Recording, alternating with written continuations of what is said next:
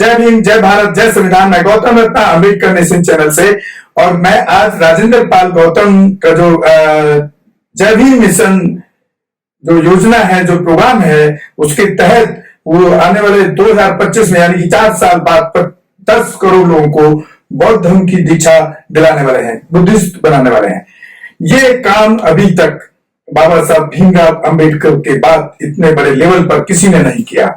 तो ये कहीं ना कहीं जो बहुजन समाज पार्टी है और बहन कुमारी मायावती और उनका जो सोशल मूवमेंट रहा है काशीराम जी का, वो सम्राट अशोक का भारत और बाबा साहब अंबेडकर का बुद्ध में भारत बनाना ही था। लेकिन उस पर बहुजन समाज पार्टी अभी तक उस तरफ काम करते नजर नहीं आ रही है। भले ही वो राजनीतिक क्षेत्र में और सामाजिक क्षेत्र में बहुजन समाज के लिए बड़े लेवल पे, अच्छे लेवल पे काम कर रहे हैं, इसमें कोई दोहराया नहीं है। और जो बहन कुमारी मायावती ने अब तक जो काम किया है वो बहुजनों के लिए एक मतलब एक सोच सकते हैं कि एक सपना के बराबर था, और उस सपने से भी ऊपर जाकर के बहुजनों के लिए उन्होंने जो काम किया है पूरे यूपी और उत्तर प्रदेश के अंदर एक ही बार सत्ता मिलने के बाद। लेकिन अगर राजेंद्र पाल गौतम जी जो दिल्ली सरकार के अंदर मंत्री हैं और आप पार्टी सरकार में हैं, अगर वो 2025 तक इस मुहिम में जय भीम मिशन योजना के तहत इस मुहिम में कामयाब होते हैं, तो ये कहीं ना कहीं बहन कुमारी मायावती और बहुजन समाज पार्टी के लिए एक बहुत बड़े खतरे की घंटी है, जिस पर उनको बहन कुमारी मायावती और जितने भी पार्टी के जो उनके लीडरशिप है उसको ध्यान देने की जरूरत है। और आप देखिए इस वीडियो के अंदर राजेंद्र पाल गौतम जी का जो जय भीम मिशन योजना के अंदर क्या प्लान है। ज्योतिबराव फूले जी, सावित्रीबाई फूले जी, फातिमा शेख जी, पेरियार ईवी रामास्वामी नायकर जी, नारायण गुरु जी, साहू जी महाराज,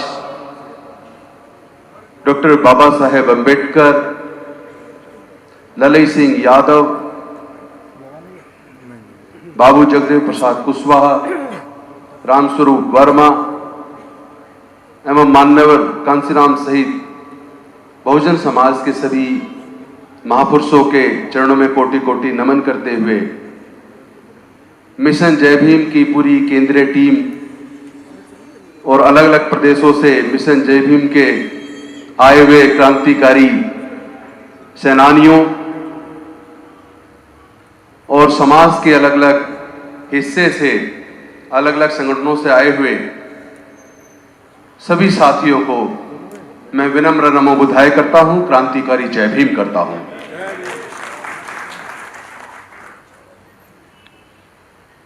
ये जो सफर है बहुजन आंदोलन का, मिशन जय भीम का, इसको लेकर हम क्यों चल रहे हैं, कौन से वो कारण हैं, इसमें बड़ा लंबा चिंतन रहा। बहुत सारे साथियों ने मिलकर समाज के दुख दर्द और तकलीफों पर, होने वाले अत्याचारों पर, हाथों से छिन रहे रोजगार पर, दोबारा लौटती गुलामी पर गहन चिंतन और मनन के बाद ये तय किया कि जब तक मैं रहेगा तब तक हमारा सर्वनाश रहेगा। इसी वजह से डॉक्टर बाबा साहेब अंबेडकर जी ने भारत का संविधान लिखा और उसकी प्रस्तावना लिखी, उसकी शुरुआत उन्होंने की वी द पीपल, हम भारत के लोग। उसी भावना के साथ हम सब ने मिलकर शुरुआत की है मिशन जय भीम के माध्यम से कि हम वी द पीपल के सपने को साकार करें। लेकिन मैं एक चेतावनी सबको देना चाहता हूं, आप व्यक्ति पूजक मत बनिए। जब जब हम किसी समाज के नेता को की पूजा करने लगे, उस नेता का गुणगान करने लगे, तब तब मिशन पीछे छूट जाता है। तो कृपया मेरे नाम के नारे न लगाए, मेरा ज्यादा गुणगान ना करें। हमारे पास इतने महापुरुष हैं, हमारे नेता स्वयं डॉक्टर बाबा साहेब अंबेडकर हैं। हमारा नेता उनका बनाया हुआ संविधान है और हमारे नेता समाज के कोने कोने में फैले हुए बहुजन महापुरुषों के आंदोलन को अपने कंधे पर लेकर चल रहे वो सब लोग जो अपने जीवन का बलिदान देकर इस मिशन को जिंदा रखे हुए हैं, वो हमारे नेता हैं। मैं उन सबको सैल्यूट करता हूं। कई बार मैं सोचता हूं कि डॉक्टर बाबा साहेब अंबेडकर जी ने अपना पूरा जीवन हमारे समाज के लिए बलिदान क्यों किया? क्यों मान्यवर कांसीराम साहब ने शादी नहीं की? क्यों उन्होंने अपनी नौकरी को छोड़ दिया? क्यों उन्होंने अपने परिवार को छोड़ दिया? क्यों उन्होंने भी अपना पूरा जीवन इस बहुजन मिशन को दे दिया? जब उनको मैं याद करता हूं तो मुझे लगता है कि यह मंत्री की कुर्सी बहुत छोटी है।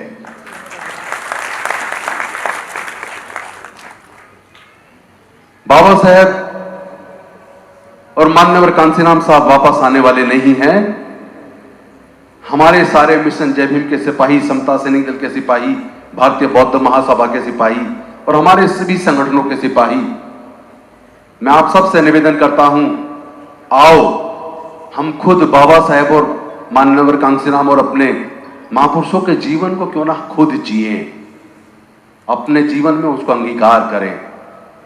इसी सपने के साथ हमने शुरुआत की तो हमें एक बात तो समझ आ गई कि देश के अंदर जो गुलामी है, देश के अंदर जो शोषण है, जो बहन बेटियों की इज्जत लुट रही है, आवाज उठाने पर घर जला दिए जाते हैं, भाइयों को मार दिया जाता है, मॉब लिंचिंग हो रही है, देश के संसाधन बेचे जा रहे हैं, आए दिन हमारे लोगों की हत्या हो रही है और हत्या करने वालों को सरकार में बैठे हुए लोगों का संरक्षण प्राप्त हो रहा है। और जिस संविधान ने हमें अधिकार दिए, सुरक्षा दी, आज उस संविधान की रक्षा करने वाले प्रोटेक्टर माननीय सर्वोच्च न्यायालय के मुख्य न्यायाधीश के माध्यम से, कल आपने सुना होगा कि पुलिस राजनीति के सामने गुलाम हो गई है, लोगों के अधिकारों का हनन हो रहा है। ऐसे में देश को कौन बचाएगा? इन सब परिस्थितियों की वजह से हमने मिशन जय भीम सब साथियों ने मिलकर उस सपने को देखा और हमें समझ आ गई, इस उत्पीड़न को खत्म अगर करना है तो जाति को खत्म करना पड़ेगा। शोषण का कारण वर्ण व्यवस्था है, वो धर्मशास्त्र है जो किसी को ऊंच और किसी को नीच बनाते हैं। वो धर्मशास्त्र हैं जो शिक्षा पर कुछ ही लोगों का नियंत्रण करते हैं, जो व्यापार पर कुछ ही लोगों का नियंत्रण करते हैं, जो रक्षा सुरक्षा पर कुछ ही लोगों का नियंत्रण करते हैं और देश के 90% लोगों को कोई अधिकार नहीं देते। मैं समझता हूं हमें ऐसे धर्मशास्त्रों की अब जरूरत नहीं है। हमें ऐसी व्यवस्था में अब जीने की जरूरत नहीं है जो किसी को ऊंच और किसी को नीच बनाए। हमें ऐसी व्यवस्था की जरूरत है जिसमें समता हो, भाईचारा हो, न्याय हो, करुणा हो, सील हो। और ये सब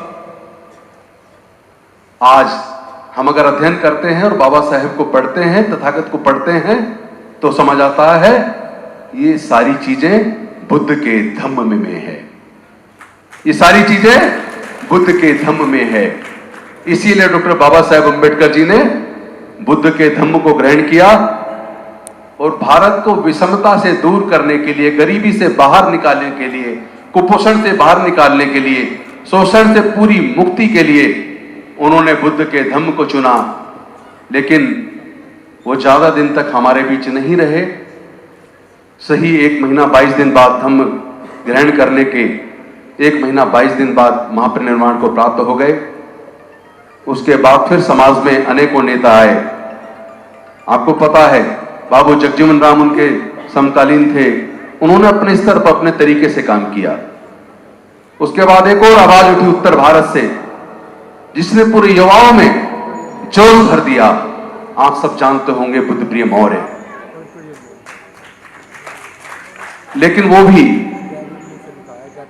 सत्ता में आने के बाद, मंत्री बनने के बाद शायद पद से भटक गए। फिर उस आंदोलन को चलाने के लिए 2 लोग आए, एक तरफ मान्यवर कांसीराम साहब, एक तरफ पासवान साहब।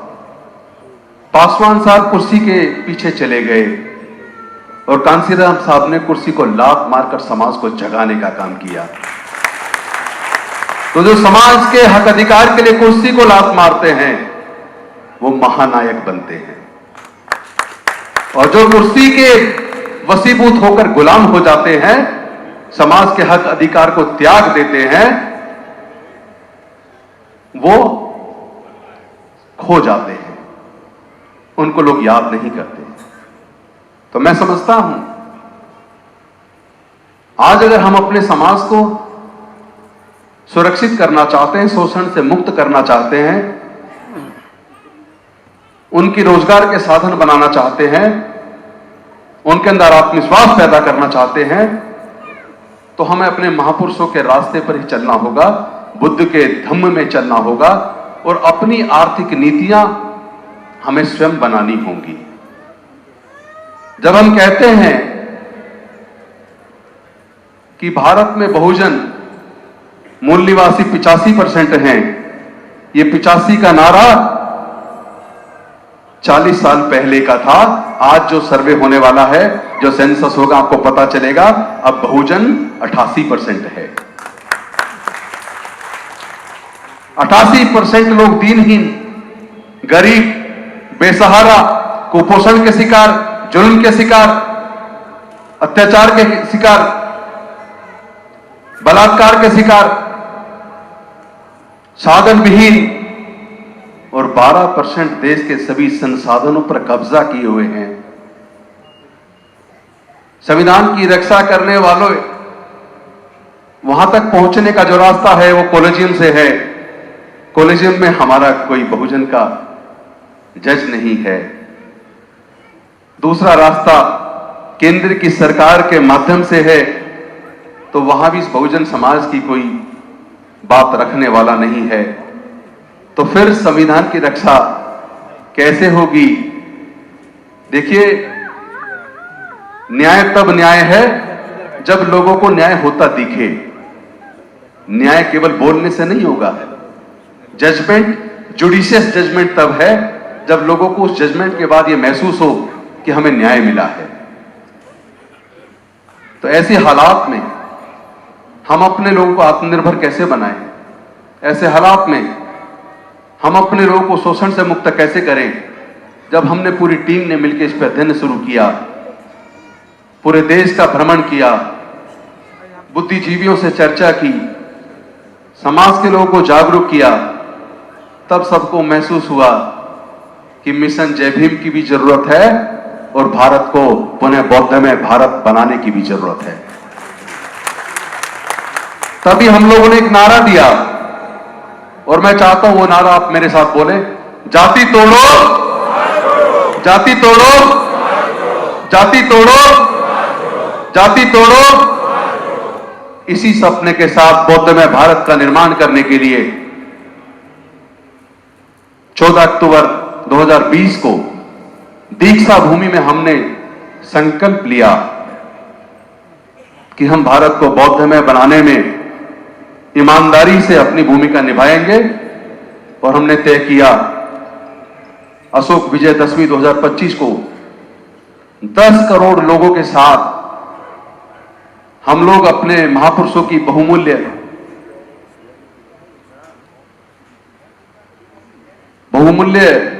एक, क्या कहना चाहिए, धरोहर, जो मैं अक्सर बोलता हूं, जो हमारे महापुरुषों की बहुमूल्य धरोहर है, बुद्ध का धम्म, जिसमें समता है, मैत्री है, करुणा है, न्याय है, बंधुता है, उसमें अब घर वापसी करने का समय आ गया है। 2025 में 10 करोड़ लोग बौद्ध बनेंगे। और मुझे ये आपको बताते हुए खुशी हो रही है कि हमारे बीच सफाई कर्मचारी आयोग के चेयरमैन संजय गहलोत जी बैठे हैं। इस बुद्ध धम्म के प्रचार प्रसार के लिए और 2025 के लक्ष्य की तैयारी के लिए उन्होंने अपनी पूरी टीम को एक साथ लेकर चंदा करके एक बौद्ध धम्म रथ का निर्माण करवाया है, जो 10 दिन के अंदर पूरा कंप्लीट होकर मिल जाएगा, जिसमें साउंड सिस्टम, अंदर बैठने की व्यवस्था, टॉयलेट की व्यवस्था, किचन, सारी व्यवस्था उस धम्म रथ में होगी, जिसमें बौद्ध भिक्षु होंगे, जिसमें समाज के हमारे युवा होंगे और पूरे देश का भ्रमण लगातार 2025 की अशोक विजयदशमी के दिन तक लगातार उसकी तैयारी में पूरे देश में धम्म रथ जाएगा। इससे पहले की तैयारी के बारे में आपको मिशन जय भीम के संगठन मंत्री, संगठन सचिव पुष्पांकर जी के द्वारा और राष्ट्रीय महासचिव निगम जी के द्वारा विस्तार से बताया गया। तो मैं अपनी वाणी को बहुत संक्षिप्त करता हूं, क्योंकि प्रोग्राम आधे घंटे लेट शुरू हुआ और हमारा लक्ष्य था 1 बजे खत्म करना। तो हम कोशिश करेंगे 20 से 25 मिनट के अंदर प्रोग्राम को समाप्त करके, भोजन भी तैयार है, उधर चलेंगे। लेकिन इस बीच मैं थोड़ा सा और बता दूं कि ये हम सब का धम्म है, ये हम सब का मिशन जय भीम है। हमारा भी ये लक्ष्य रहेगा पूरे देश में घूमकर, जितने भी देश के अंदर बौद्ध विहार हैं, जितने भी देश के अंदर संत गुरु रविदास भवन हैं, जितने भी देश के अंदर डॉक्टर बाबा साहब अम्बेडकर जी के नाम से भवन हैं, जितने भी वाल्मीकि जी के नाम से भवन हैं, जितने भी कबीरदास जी के नाम से भवन हैं, जितने भी बहुजन महापुरुषों के नाम से संगठन हैं, हम पूरे देश में घूम घूम कर उन संगठनों की सूची बनाएंगे, उनकी कार्यकारिणियों से एक तालमेल बनाएंगे और 2025 के लक्ष्य के लिए, कुछ लोगों ने पूछा था 10 करोड़ लोग, इतना बड़ा संख्या कहां पे करोगे? तो आज सबको शेयर कर रहा हूं। जब हमारे यहां शादियां होती हैं, लोग एक पर्टिकुलर व्यक्ति से शादी की तिथि दिखाते हैं, तो कभी कभी एक ही दिन के अंदर लाखों शादी होती हैं और उन लाखों शादियों में करोड़ों लोग इकट्ठा होते हैं। होते हैं नहीं होते? तो जिन स्थानों पर शादियों के लिए वो करोड़ों लोग इकट्ठे होते हैं, उन्हीं स्थानों पर बौद्ध धम्म की दीक्षा के लिए, अपने बुजुर्गों की सांस्कृतिक विरासत में वापस आने के लिए उन्हीं स्थानों को हम लोग बुक करेंगे। उसकी पूरी तैयारी चल रही है और आप सब लोग यहां जिस ऊर्जा के साथ, ऊपर भी पूरा पैक है, नीचे भी पैक है, कोविड का नियम का पालन करते हुए हम लोग इस प्रोग्राम को आयोजित कर रहे हैं। मुझे बड़ी खुशी हो रही है। बस अब एक ही बात है कि राजनीति में आने का सोचा नहीं था, बाई चांस आना हो गया। जब आ ही गए हैं तो क्यों ना हम राजनीति को समाज के विकास का एक हथियार बना दें।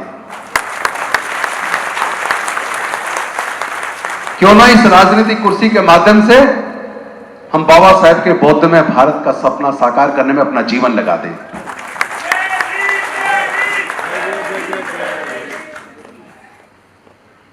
एक बात और कहना चाहता हूं, भारत में लगभग 130 से 135 करोड़ लोग हैं। इस 130 से 135 करोड़ लोगों में 110 से 115 करोड़ बहुजन हैं। इसका मतलब हम दुनिया के सबसे बड़े कंज्यूमर हैं, यानी कि हम दुनिया की सबसे बड़ी आर्थिक शक्ति बनने की ताकत रखते हैं। दुखद यह कि हमने अपनी ताकत को पहचाना नहीं है। अपनी संख्या बल को अपनी ताकत बना दो, तमाम देश के बहुजनों को एकजुट कर दो, राजनीतिक पार्टियां अपना काम करेंगी, लेकिन भारत में समता हो, मैत्री हो, भाईचारा हो, न्याय हो, बंधुता हो, सील हो, करुणा हो, इसके लिए हम तमाम बहुजन संगठन एकजुट होकर एक मिनिमम कॉमन प्रोग्राम बनाकर, हमें अगर एकजुट हो गए फिर हमें किसी से लड़ने की जरूरत नहीं पड़ेगी, क्योंकि जो लोग एकजुट होते हैं उनके ऊपर कोई हमला नहीं करता। लेकिन ध्यान रहे, दुनिया में जातियां नहीं है, कुदरत ने जातियां नहीं बनाई। कुदरत ने जातियां नहीं बनाई। अमेरिका में जातियां नहीं है, फ्रांस में जातियां नहीं है, जर्मनी में जातियां नहीं है, इंग्लैंड में जातियां नहीं है, जापान में जातियां नहीं है, चाइना में जातियां नहीं है, ऑस्ट्रेलिया में जातियां नहीं है। जातियां केवल भारत के सब कॉन्टिनेंट में हैं, और जिन लोगों ने जातियां बनाई उन्होंने देश के सारे संसाधनों पर कब्जा कर लिया। तो अगर हमें अपना हक चाहिए तो हमें ये जातियां तोड़नी पड़ेंगी। हम इन जातियों को तोड़ेंगे। हम इस जाति व्यवस्था को खत्म करके एक समता मूलक समाज का सपना जो बाबा साहब ने देखा था, उस सपने को साकार करेंगे। आओ हम लोग मिलकर अपने समाज को सशक्त बनाने के लिए अपनी संख्या को हथियार के तौर पर इस्तेमाल करते हुए एक आर्थिक शक्ति का आगाज करें। उत्पादन का काम हम करते हैं, निर्माण का काम हम करते हैं, तो फिर हम अपने पैसे को बाहर जाने से रोक सकते हैं। ऐसी कौन सी चीज है जिसका उत्पादन हम न करते हो? ऐसी कौन सी चीज है जिसका निर्माण हम न करते हो? हम बाहर से सामान खरीद रहे हैं। जब उत्पादन भी हम कर रहे हैं, निर्माण भी हम कर रहे हैं, तो अपने लोगों के घरों तक उसी क्वालिटी की चीज को पहुंचाने का काम एमजेबी एंटरप्राइजेस के माध्यम से भविष्य में हम करने वाले हैं।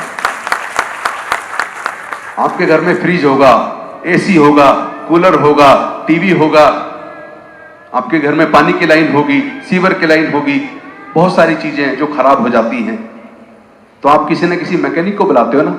आपका फ्रिज हो जाएगा खराब तो आप फ्रिज ठीक करने के मैकेनिक को बुलाएंगे।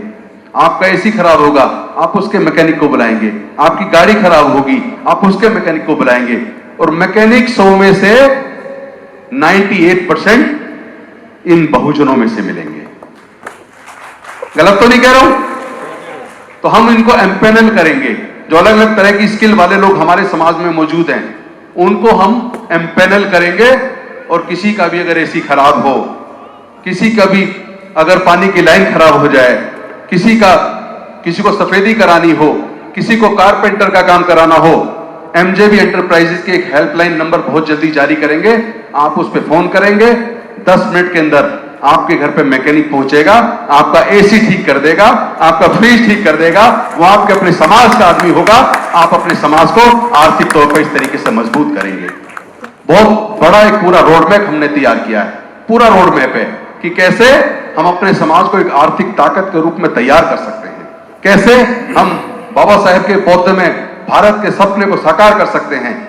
लोग कहते हैं 10 करोड़ बहुत ज्यादा है। अरे भाई 110 से 115 करोड़ बहुजन हैं, हमने तो उसमें 10% से भी कम लिया है। अगर एक 10% भी हम अगर ले तो वो 1 करोड़ 10 लाख से भी ज्यादा बैठता है। हमने तो केवल वो 10 करोड़ से भी, जब 10 करोड़ से भी ज्यादा बैठता है, हमने तो 10% से भी कम लिया है। 11 करोड़ से ज्यादा बैठता है, हमने तो 10% से भी कम लिया है। इसलिए ये असंभव सपना नहीं है। बाबा साहब जो सोचते थे उसको पूरा विचार करके उस पर होमवर्क करते थे, उसको अंजाम तक पहुंचाते थे। किसने सपना देखा था कि इस हजारों साल की गुलामी को तोड़ पाएंगे? बाबा साहब ने उसको तोड़ के दिखा दिया, उसको साकार करके दिखा दिया। तो अगर हम बाबा साहब के बच्चे हैं, अगर हम भीम सिपाही हैं, अगर हम मिशन के प्रति ईमानदार हैं, तो हम आर्थिक ताकत बन के दिखाएंगे। हम इस पूरे बहुजन समाज को एकजुट करके दिखाएंगे। और जो लोग इसमें बाधा बनेंगे वो समाज के गद्दार कहलाएंगे, वो समाज के गद्दार कहलाएंगे। आप किसी एक व्यक्ति को हीरो मत बनाओ।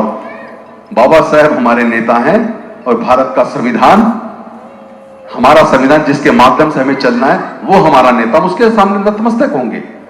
जब जब व्यक्ति मजबूत होता है तब तक समाज कमजोर होता है। आओ हम सब मिलकर समाज को मजबूत करें। इन्हीं शब्दों के साथ बस ज्यादा से ज्यादा मुश्किल से 8-10 मिनट आप धैर्य रखेंगे। 10 मिनट का प्रोग्राम हो रहा है, उसके बाद सब लोग साथ में भोजन करेंगे। इन्हीं शब्दों के साथ, इस सपने के साथ कि हम भारत से जातियां खत्म करे बिना अब चैन से बैठने वाले नहीं हैं, हम सच्चे और अच्छे बहुजन समाज का निर्माण करेंगे और भारत को बौद्ध में करेंगे। इन्हीं शब्दों के साथ मैं अपनी वाणी को विराम देता हूं। बहुत बहुत धन्यवाद। जय भीम, जय भारत, नमो बुद्धाय।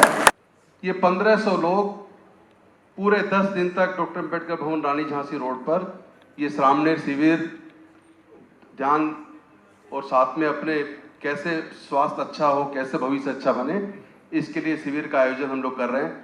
सर, जो आप भीम मिशन योजना पर काम कर रहे हैं, तो साथियों, जैसे कि आपने अभी पूरा वीडियो राजेंद्र पाल गौतम जी का और जो मेरा एनालिसिस था वो सुना, तो प्लीज आप हमारे चैनल पर कमेंट और अपनी राय और जरूर दीजिएगा और हमारे अंबेडकर मिशन चैनल को ज्यादा से ज्यादा लोगों तक शेयर करें, सब्सक्राइब करें और देखें, लोगों तक पहुंचाएं, ताकि बहुजन समाज की जो आवाज है वो हम पूरे देश और विदेश तक लोगों तक पहुंचा सकें। हमें टोको मत, हमें आगे बढ़ते जाना है।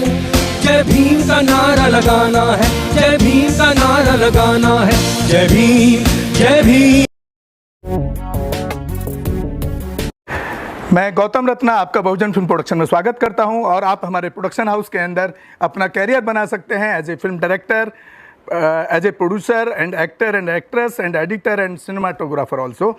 अगर आपको फिल्म से रिलेटेड कुछ भी प्रोजेक्ट आपको बनवाना है तो हमारे पास में पूरा सेटअप है, जिसमें फिल्म कैमरा है, शूटिंग लाइट्स है और एडिटिंग है। सारा A to Z एक ही जगह पर आपको हमारे यहाँ पर मिल जाएगा। तो दोस्तों, आप हमें कांटेक्ट कर सकते हैं हमारे नंबर्स पर 9810085714 और 8510005714। हमारे वेबसाइट पे विजिट कर सकते हैं www.filmserviceindia.com और हमें मेल भी कर सकते हैं gautamfilmsproduction@gmail.com पर। धन्यवाद। बुद्धं शरणं गच्छामि। अंबेडकर मिशन चैनल आर्थिक समस्या से गुजर रहा है। अगर आप बहुजन समाज में बाबा साहेब अंबेडकर और तथागत बुद्ध की विचारधारा को अधिक से अधिक लोगों तक पहुंचाना चाहते हैं तो हमें आर्थिक सहयोग प्रदान करें, ताकि हम अपने चैनल के माध्यम से देश विदेश में समता, बंधुता, एकता और संवैधानिक अधिकारों को ज्यादा से ज्यादा लोगों तक पहुंचा सकें। आप अपनी सहायता राशि नीचे लिखे खाते में जमा करा सकते हैं। खाता धारक गौतम रत्ना, खाता संख्या 316957686551, IFSC कोड SBIN 0060336, बैंक भारतीय स्टेट बैंक। आप हमारे बैंक खाते का विवरण स्क्रीन पर भी देख सकते हैं।